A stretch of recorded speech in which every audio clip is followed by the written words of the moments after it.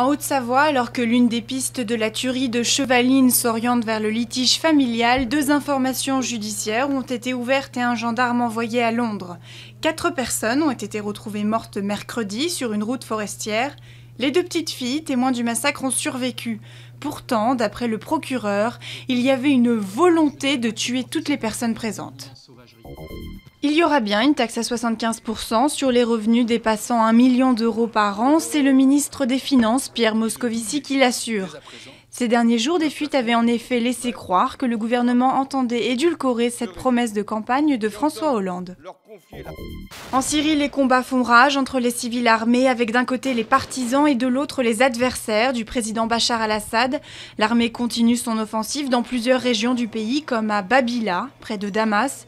L'Union européenne a, elle, annoncé une augmentation de son aide aux réfugiés. Vendredi noir pour Lufthansa, la compagnie aérienne allemande est touchée par une grève historique sur les salaires. La moitié des 1800 vols normalement assurés sont annulés. À Francfort, le 3e aéroport d'Europe, on a évité la pagaille, alors que les allées de l'aéroport de Berlin étaient vides.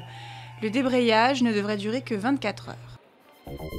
Après ces photos le montrant nu en charmante compagnie, le prince Harry retourne en Afghanistan. Le pilote d'hélicoptère est de nouveau déployé 4 ans après une première mission dans le pays. Le fils cadet du prince Charles, connu sous le nom de Capitaine Wells, est arrivé vendredi à Camp-Bastion dans le sud pour une mission de 4 mois.